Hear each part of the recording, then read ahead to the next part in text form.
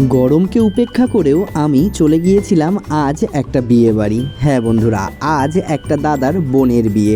আর আমি যখন বিয়ে বাড়ি যাচ্ছি তোমাদের নিয়ে যাব না, তা আবার হয় নাকি?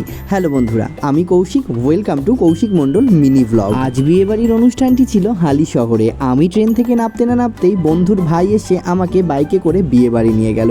আর বিয়ে বাড়ি যেতে না যেতেই আমি অবাক, চারদিকটা এত সুন্দর লাগছিল তোমাদের আর কি বলবো। আর এই সেই ভাই যার বাইকে করে আমি বিয়ে বাড়ি এসেছি। ও হ্যাঁ, চলো তোমাদের একটু বউকে দেখাই। এই হলো আজকে বিয়ের কোণে।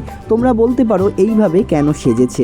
আজ আমি যেই বিয়ে বাড়ি গিয়েছিলাম ওটা হলো নন বেঙ্গলিদের বিয়ে। অনেক দিন ধরেই ইচ্ছে ছিল নন বেঙ্গলিদের কোনো বিয়ে বাড়িতে যাব, আজ সেই ইচ্ছেটা আমার পূরণ হয়েছে। আর আজকে বিয়ে বাড়ির ডেকোরেশনটা ছিল অসাধারণ। সেলফি তোলার জোন ছিল, আরও নানান রকম ফুডের স্টল ছিল। আর এই যে দেখছো, এই হলো আমার ওই ভাইটার বউ, আর এই হলো কাকিমা। বিয়ে বাড়িতে গিয়েছি, সবার সাথে পরিচয় হয়েছে, গিয়ে আমার খুবই ভালো লাগছিল।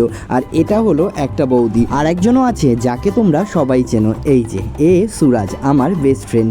আমি বিয়ে বাড়িতে যখন গিয়েছিলাম এও ছিল বিয়ে বাড়িতে। বিয়ে বাড়িতে গিয়েছি, নিজের মুখকে কি আর বন্ধ করে রাখা যায়? তাই প্রথমেই আমরা চলে গিয়েছিলাম আমপান্নার স্টলে। আমপান্নার স্টলে গিয়ে গরমের মধ্যে প্রায় 3 গ্লাসের মতো আমপান্না খেয়েছিলাম। একদম মন প্রাণ সব কিছু জুড়িয়ে গিয়েছিল।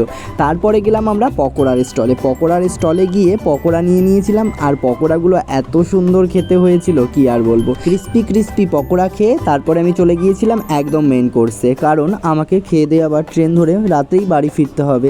সে কারণেই আমি আর লেট করিনি, বসে পড়েছি খেতে। তাড়াহুড়োর মধ্যে খাওয়া কমপ্লিট করে তারপর আমি চলে গিয়েছিলাম আইসক্রিমের স্টলে, কারণ এখন শেষে একদম আইসক্রিম খেতে খেতে আমি বাড়ি ফিরবো। আর আইসক্রিম খেতে খেতে আমি বাড়ি ফিরি। আর তোমাদের কাদের কাদের এই মিনি ব্লগটা ভালো লেগেছে অবশ্যই কিন্তু তোমরা কমেন্টে জানিও। ভালো লাগলে লাইক, কমেন্ট, শেয়ার আর একটা ফলো করে দিও। ভালো থেকো বন্ধুরা, দেখা হবে পরের মিনি ব্লগে।